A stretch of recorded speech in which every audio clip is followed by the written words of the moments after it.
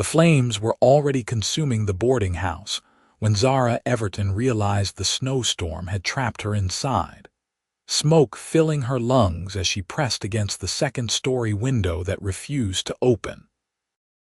It was December 1882 in McGill, Nevada, a copper mining town where winter came harsh and unforgiving, and tonight both fire and blizzard had conspired to kill her. Through the frosted glass, she could barely see beyond 3 feet, the world a whirling mass of white that swallowed everything in its path.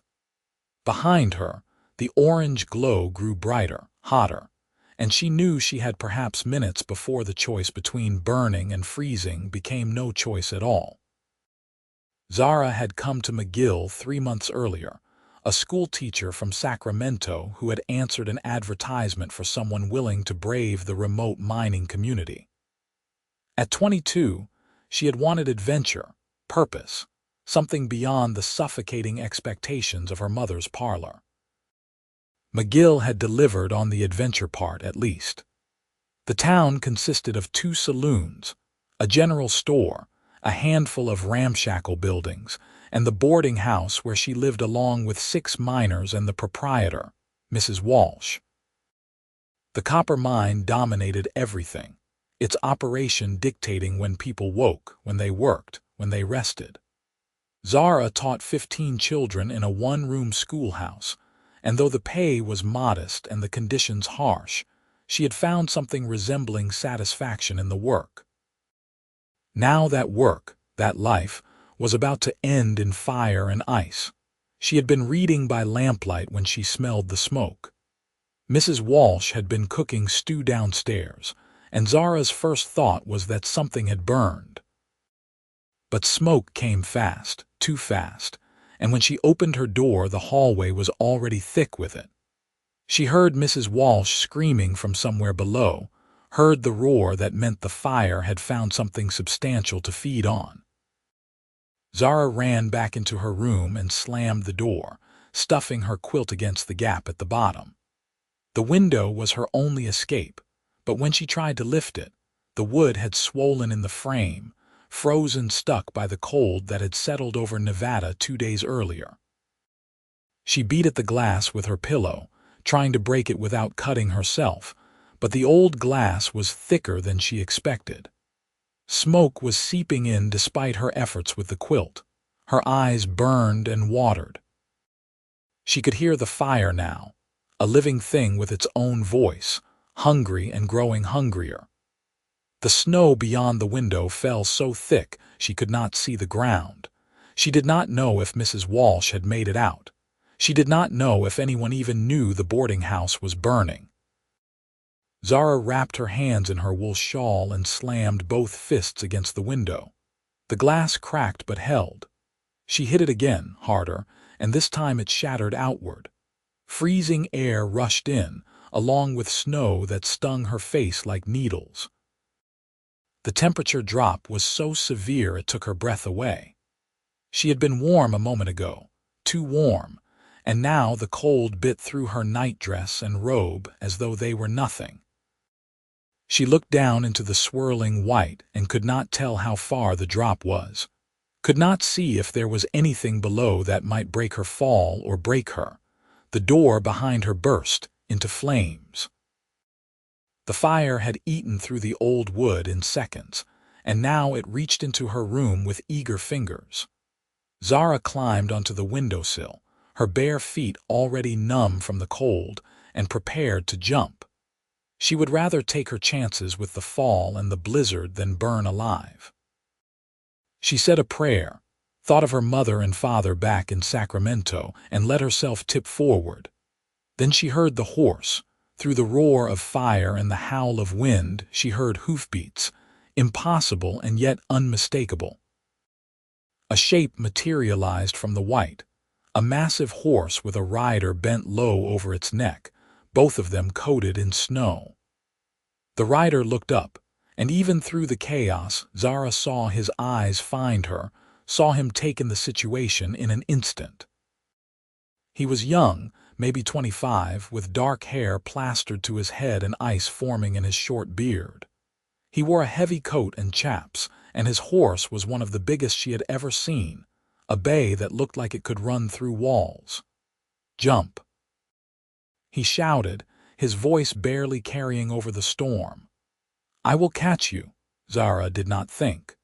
The fire was at her back, the heat so intense it felt like it would peel the skin from her shoulders. She pushed off from the windowsill and fell into the blizzard. For a heartbeat, she was suspended between fire and ice, between death, and then strong arms caught her, and she slammed against a solid chest that knocked the air from her lungs. The rider grunted with the impact but held her tight, one arm like an iron band around her waist. His other hand held the reins, and he was already wheeling the big horse around, away from the burning building. "Hold on to me," he said, his voice close to her ear. She wrapped her arms around him and buried her face against his chest, out of the wind. She could feel the horse's powerful muscles bunching and releasing beneath them as it plunged through snow that came up past its knees. She could feel the man's heart hammering against her cheek, could feel him shaking with effort or cold or both. The heat from the fire faded quickly, replaced entirely by the bitter cold that turned her wet hair to ice and made her feet feel like blocks of stone. She did not know how long they rode. Time became meaningless in the white chaos. She focused on breathing, on holding tight, on not letting the cold drag her down into sleep. She knew that sleep in this cold meant death as surely as the fire had. The man kept talking to her, kept asking if she was still with him, and she forced herself to answer even when her lips would barely move. She learned his name was Marcus Irving, that he was a ranch hand at the Double Creek, spread 10 miles north of town, that he had been riding back from delivering a message to the mine foreman when he saw the orange glow through the snow. "Thought at first I was seeing things," he said, his voice strained. "Fire should not burn in snow like this. Then I realized it was a building. Got there just in time, looks like. Mrs. Walsh," Zara managed through chattering teeth. "The proprietor, did you see anyone else?" "Place was already gone when I arrived," Marcus said.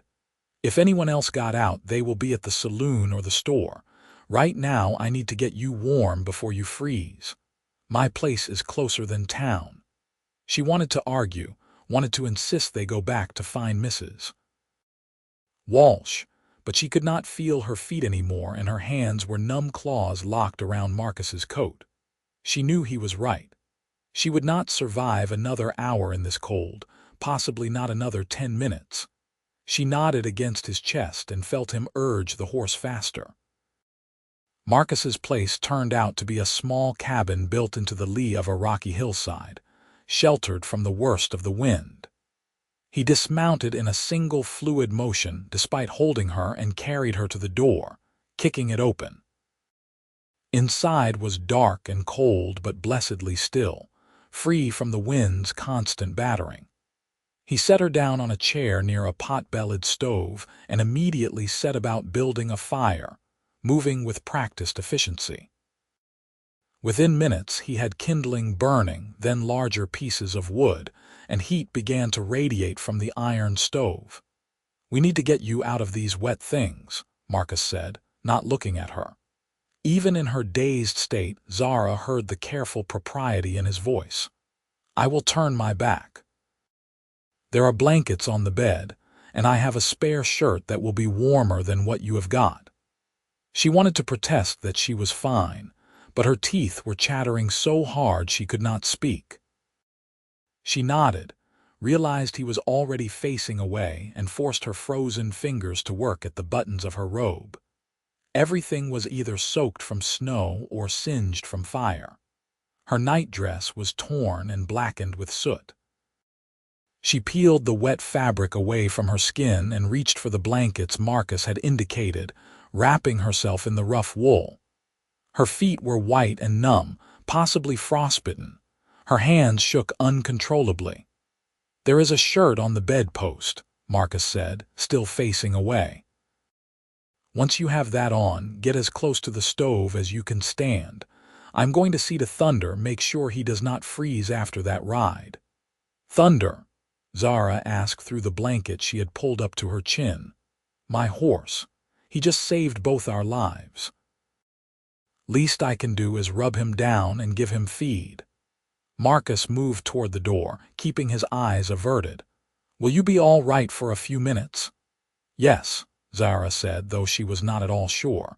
But she could see that he needed to care for his horse, and she understood that. The animal had carried them both through conditions that should have been impossible. "Thank you for what you did. I would be dead if you had not come." Marcus paused at the door, his hand on the latch. "Could not let you burn," he said simply, and then he was gone into the storm. Zara forced herself to move. She found the shirt, a heavy flannel that hung to her knees and smelled of wood smoke and horses and something else, something masculine and not unpleasant. She kept the blankets wrapped around herself over the shirt and huddled next to the stove, holding her hands as close to the heat as she dared. Slowly, painfully, feeling began to return to her fingers and toes. The pain was intense, sharp needles that made her gasp and bite her lip. But pain meant the tissue was alive, meant she might not lose anything to frostbite. She flexed her fingers and watched color return to them, white fading to red to something closer to normal. The cabin was small but well kept. There was the bed, a simple frame with a straw mattress and several blankets, a table with 2 chairs, shelves holding supplies, canned goods, ammunition, tools, a rifle mounted over the door and a gun belt hanging from a peg. Everything a man living alone would need, nothing extra. The floor was packed earth, clean swept. The single window had shutters closed tight against the storm. It was a stark contrast to her room at the boarding house, which had been filled with books and the small feminine touches she had accumulated. All of that was gone now, burned to nothing. The thought made her stomach clench. Her books, her clothes, the letters from her parents, the photographs, the journal where she had been documenting her experiences in McGill. All of it gone. She had nothing now but Marcus's borrowed shirt and the knowledge that she was alive when she should not be. Marcus came back in with a gust of wind and snow, slamming the door quickly behind him. He was covered head to toe in white, a snowman come to life, and he stamped his feet and brushed ice from his coat and hat. "Thunder is settled," he said. "Storm is getting worse if anything. We will be stuck here until it blows through." He finally looked at her and she saw concern in his dark eyes. "How are you feeling? Can you move your fingers and toes?" "It hurts, but yes," Zara said. "I think I will be all right." "Good. That is good." Marcus moved to the stove and adjusted the damper, then filled a dented pot with snow from a bucket near the door and set it on the stove to melt. "We need to get warm water in you, warm you from the inside. And I have some stew from yesterday. It is not much, but it is food." "You have done more than enough already," Zara said. "I do not know how I can ever repay you." Marcus glanced at her, then away, and she saw color rise in his cheeks that had nothing to do with the cold. No repayment needed. Anyone would have done the same. "That is not true," Zara said quietly. "Most people would not have ridden out in a blizzard. They would have stayed safe and warm wherever they were." "Well," Marcus said, clearly uncomfortable with the praise. He busied himself with the stew, ladling it into tin bowls. "I was already out in it. And I could not just let someone die if I could help."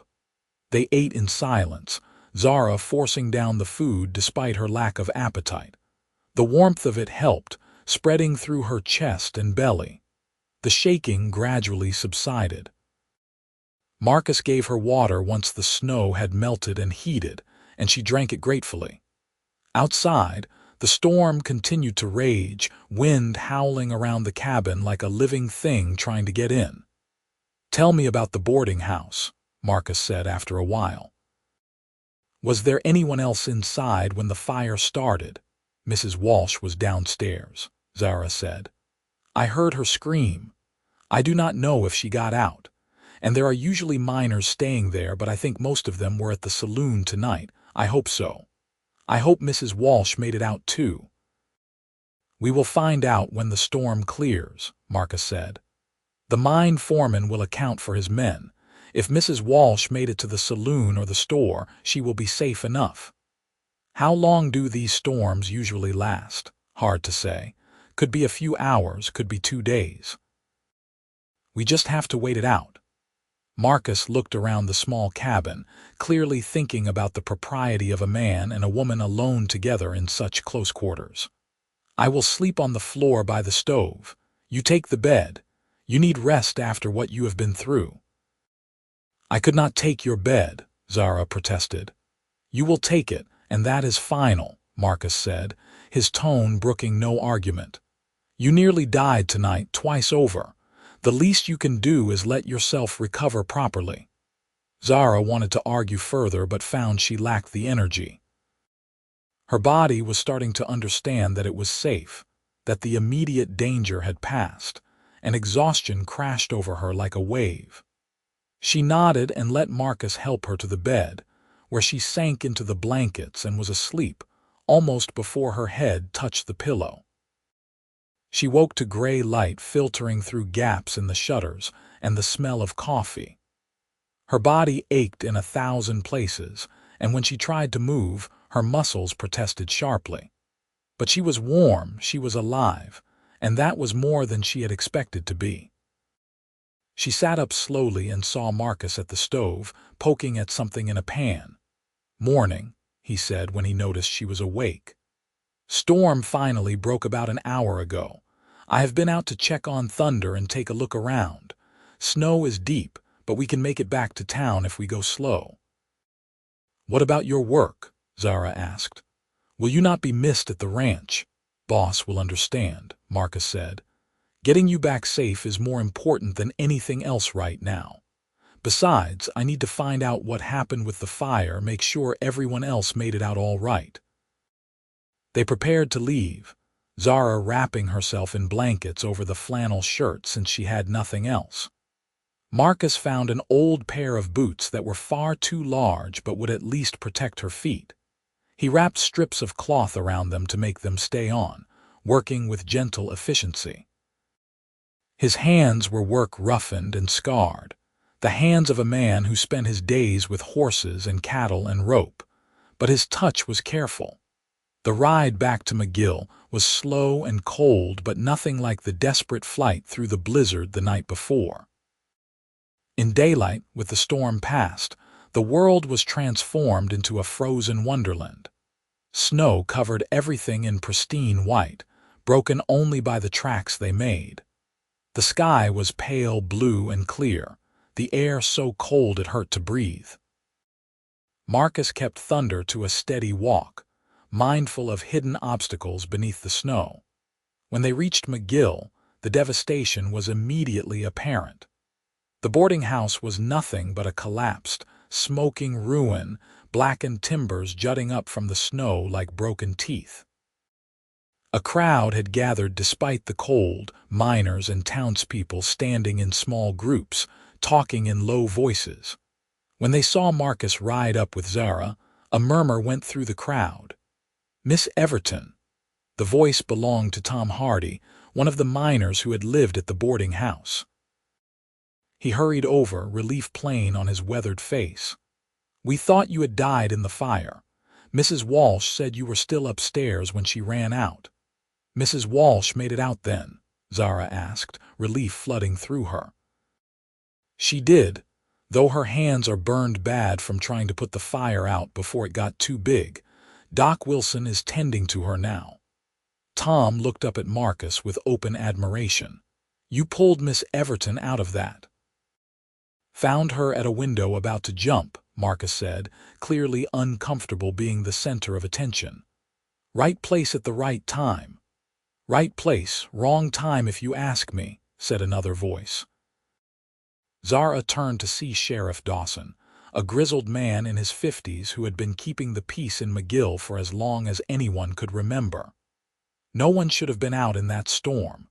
You are either the bravest fool I have ever met or the luckiest, Irving."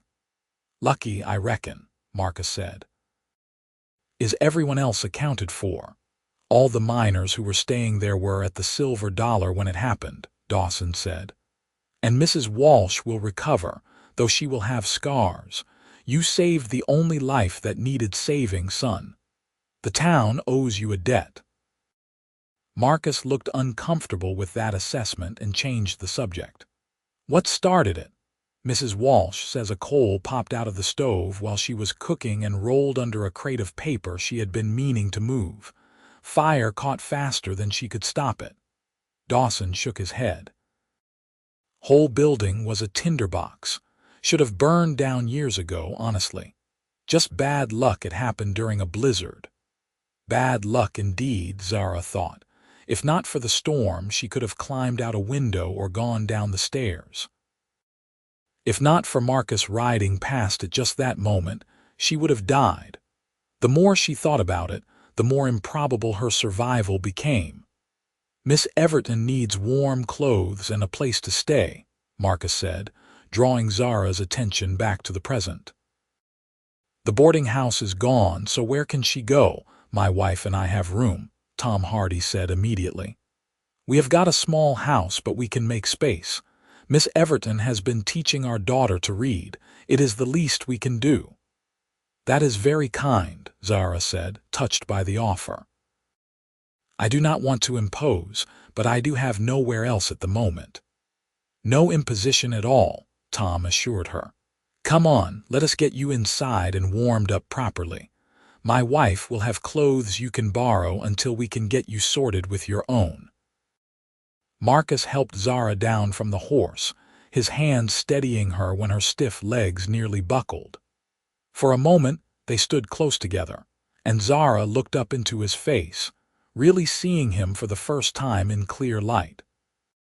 He had a strong face, lean and honest, with a straight nose and a jaw dark with stubble. But it was his eyes that caught her, brown and deep and kind. They were the eyes of someone who had seen hard things, but had not let those things make him hard. "Thank you," she said softly, meaning it with everything in her. "For my life, for everything."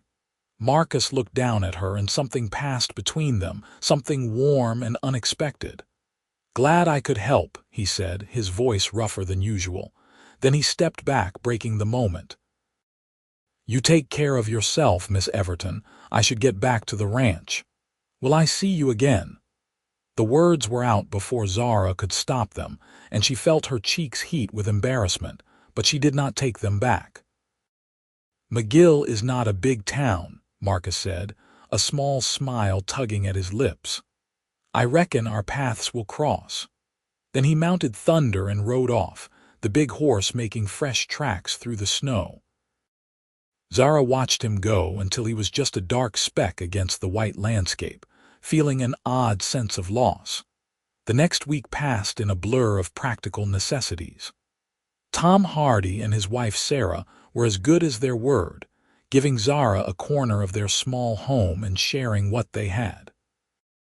The women of McGill rallied around her, donating clothes and personal items to replace what she had lost.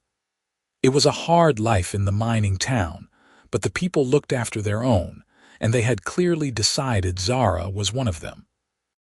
The school had been closed while the storm passed, but Zara reopened it as soon as the roads were clear enough for children to travel. She threw herself into teaching, grateful for the distraction.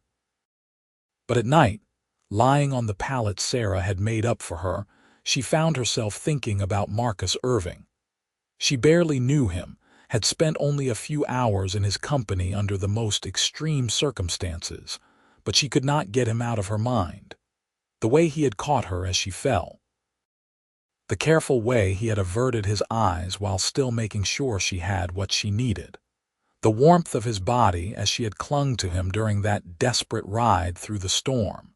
She told herself she was being foolish. He had done what any decent person would do.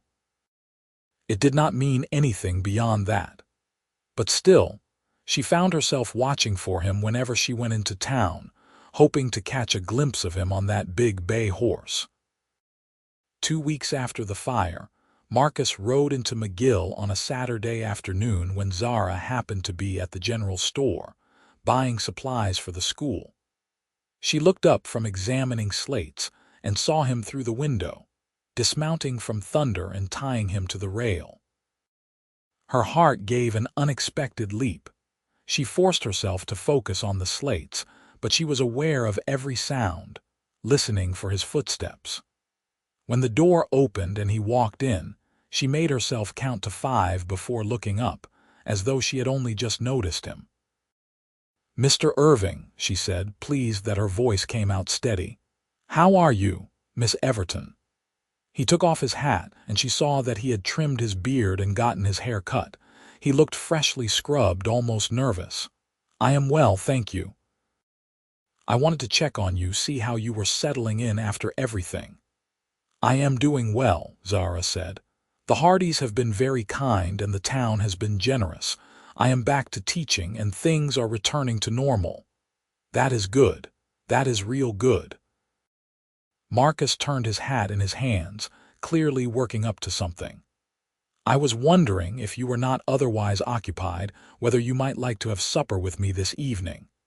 There is a restaurant of sorts next to the Silver Dollar, nothing fancy, but the food is decent." Zara felt warmth spread through her chest. "I would like that very much." The relief on his face was almost comical. "Good, that is good.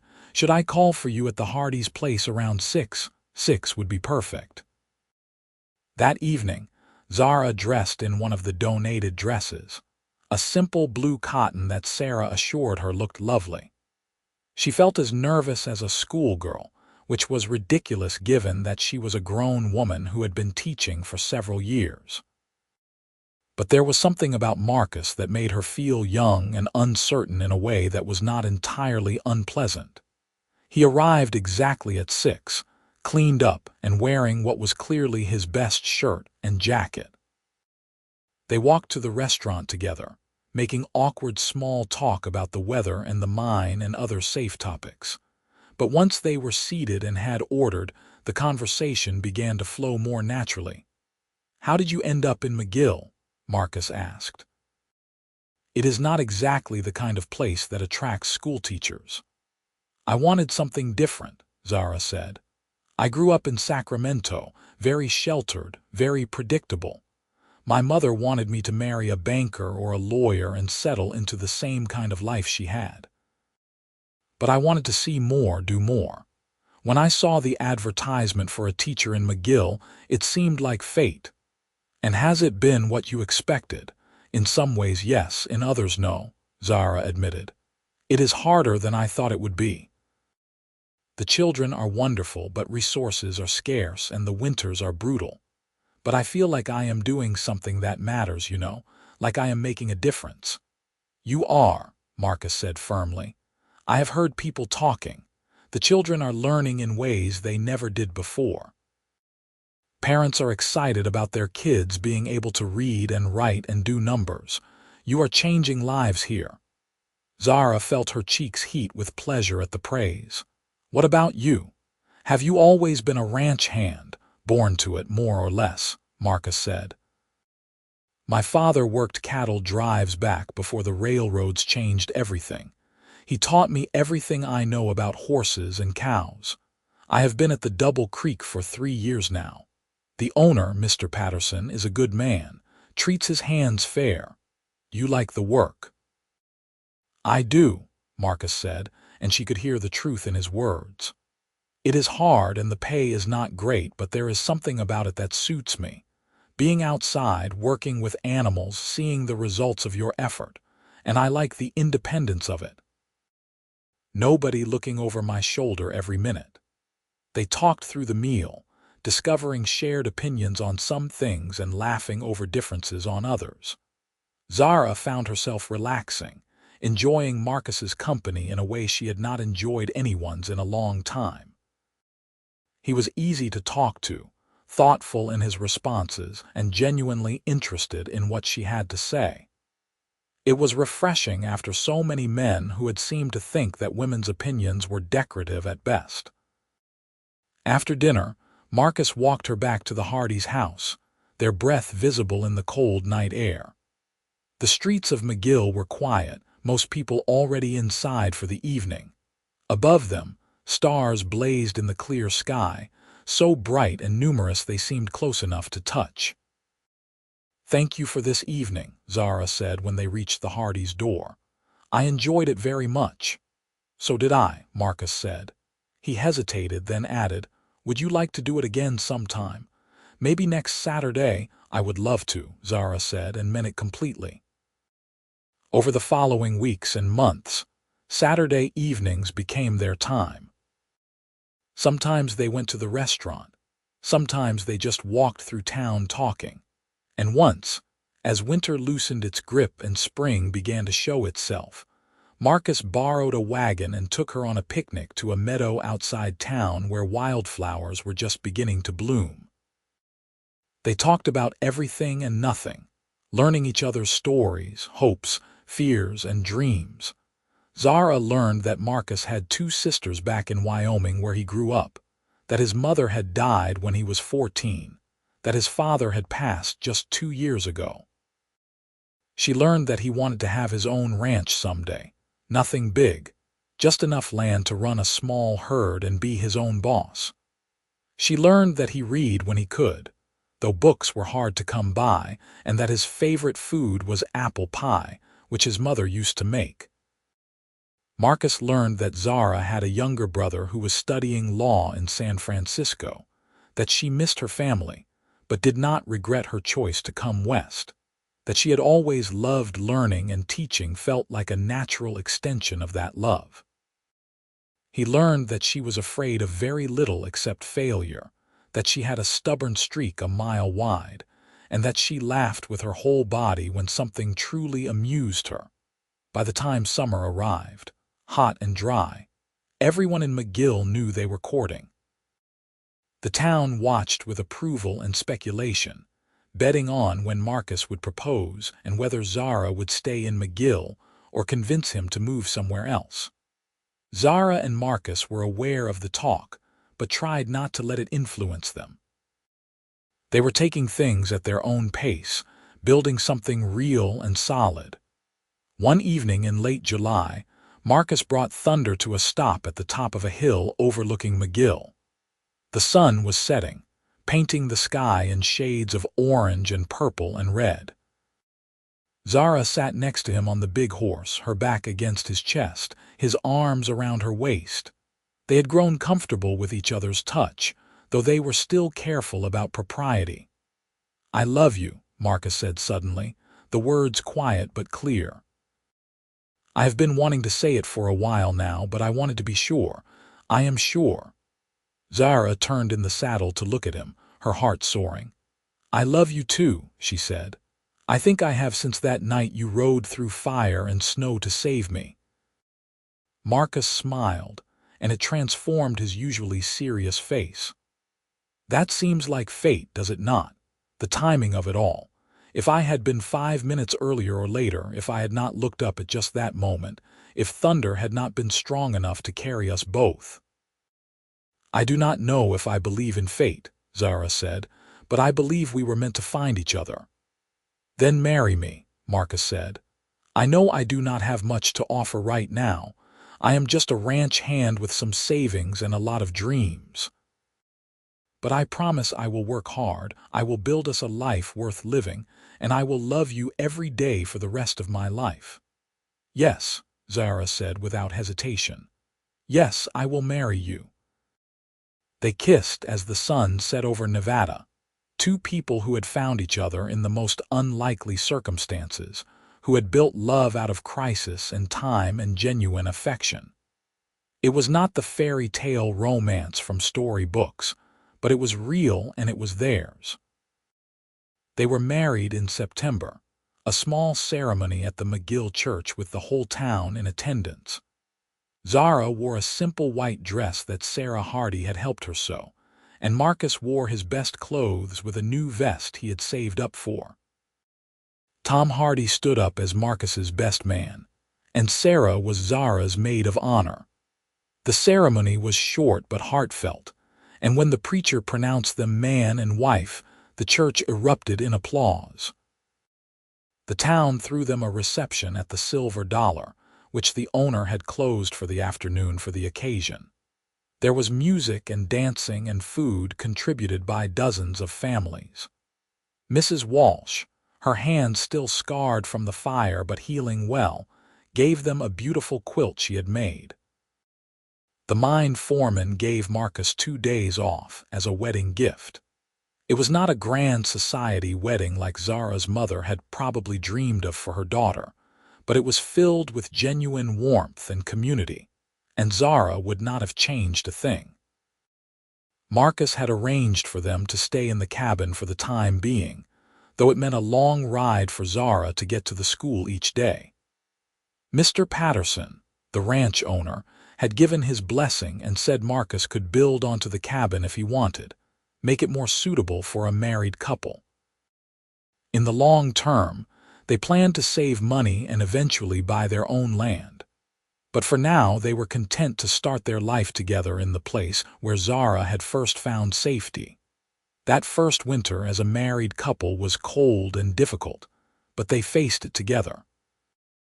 Zara continued teaching, riding to town several times a week on a gentle mare that Marcus bought for her with some of his savings. Marcus worked the ranch, and in his spare time he worked on expanding the cabin. By spring, they had added a second room and a proper wooden floor. It was not much, but it was theirs. In April, Zara discovered she was pregnant. She had suspected for a few weeks, but she waited to be certain before telling Marcus. When she finally did, sitting across from him at their small table over dinner, his face went through a series of expressions so rapid she almost laughed. Shock, joy, fear, and then a deep, abiding happiness. "A baby," he said, as though testing the words. "We are going to have a baby." "Are you happy?" Zara asked, though she could see that he was. "Happy does not begin to cover it," Marcus said. He came around the table and pulled her into his arms. "I am terrified and thrilled, and I cannot wait.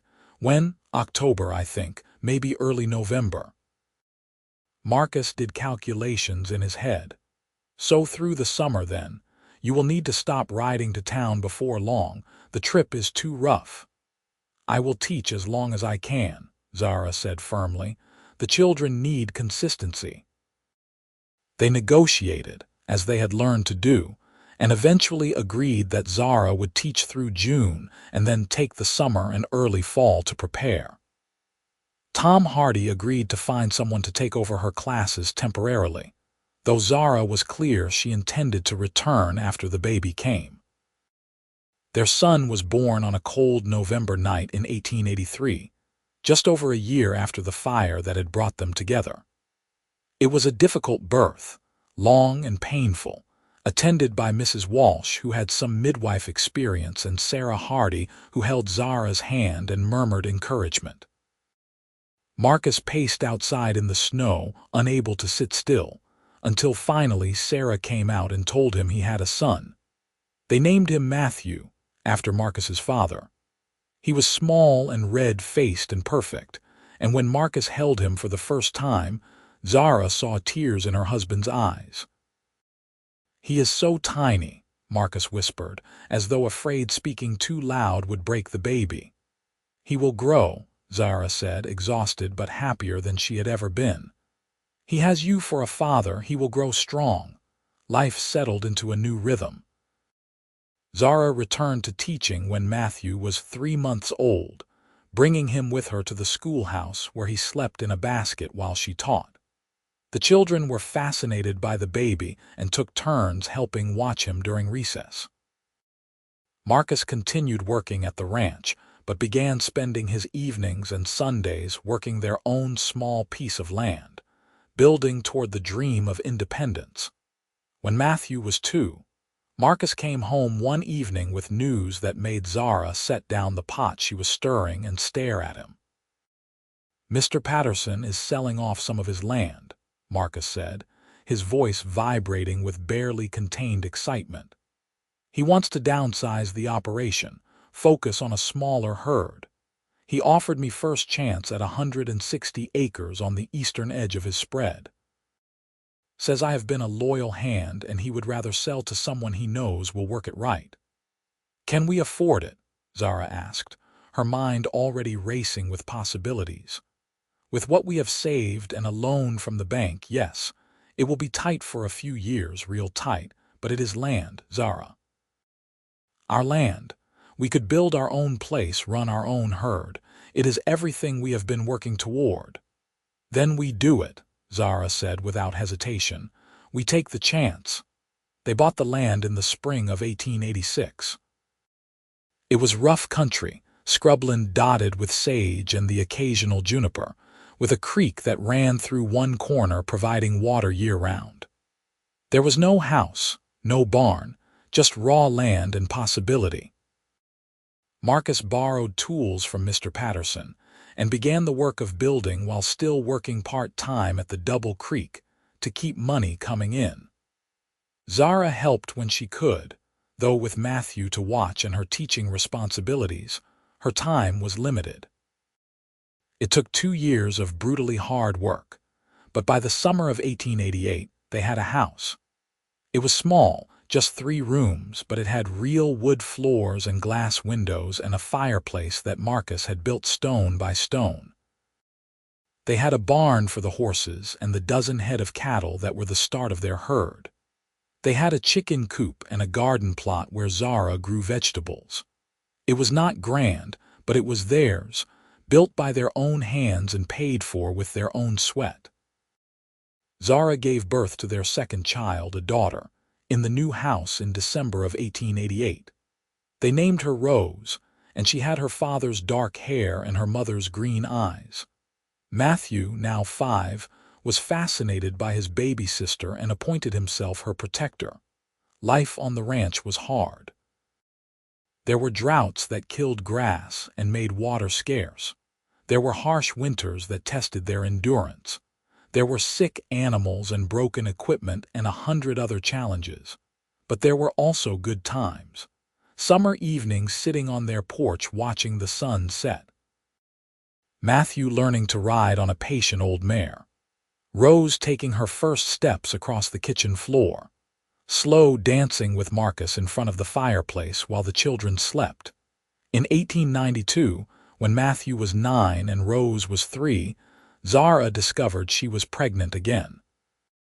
This pregnancy was harder than the previous 2, and she felt every one of her 32 years. But in July of that year, she gave birth to another son whom they named Daniel. He was a big baby, healthy and loud, and he completed their family. The years rolled on, marked by the rhythms of ranch life. Calving season, planting season, harvest, winter. The children grew and helped with chores appropriate to their ages. Matthew showed his father's aptitude for working with animals and spent his free time with the horses. Rose was clever and curious, always asking questions, and Zara taught her to read by the time she was 4. Daniel was the wild one, fearless and constantly getting into trouble, giving Marcus gray hairs long before his time. In 1897, 15 years after the fire that had brought them together, Marcus and Zara sat on their porch on a warm summer evening. The children were in bed, the ranch was quiet, and they had a rare moment of peace. Marcus had his arm around Zara's shoulders, and she leaned into his warmth, comfortable and content. "You ever regret it?" Marcus asked quietly. "Staying in McGill, marrying me this life. You could have gone back to Sacramento, married someone with more money, had an easier life." Zara turned to look at him, seeing the lines that time and hard work had etched into his face, the silver starting to show in his hair. He was 40 now, still strong but showing the wear of his years. She knew she showed her own age, her hands rougher than they had been, her body marked by bearing children and hard work. But when she looked at Marcus, she saw the man who had ridden through fire and blizzard to save her life. She saw the man who had courted her with patience and respect. She saw the father who played with his children even when he was exhausted, the husband who still kissed her good night every evening, the partner who had built this life with her brick by brick and day by day. "Not for a single moment," she said firmly. "This is the life I chose, and I would choose it again 1,000 times." Marcus smiled and pulled her closer, kissing the top of her head. "I love you," he said, as he had said countless times over the years. "I love you too," Zara replied, as she always did. They sat in comfortable silence, watching the stars come out over Nevada, two people who had found each other against all odds and built something lasting. Their story had started with fire and ice, with terror and rescue, but it had become so much more. It had become a life, a family, a love that had weathered every storm and grown stronger for it. Matthew grew into a fine young man and eventually took over more of the ranch work, allowing Marcus to slow down as his body began to protest the years of hard labor. Rose went to school in a larger town when she was 15, determined to become a teacher like her mother. And eventually she did, returning to McGill to take over Zara's classes when Zara finally retired.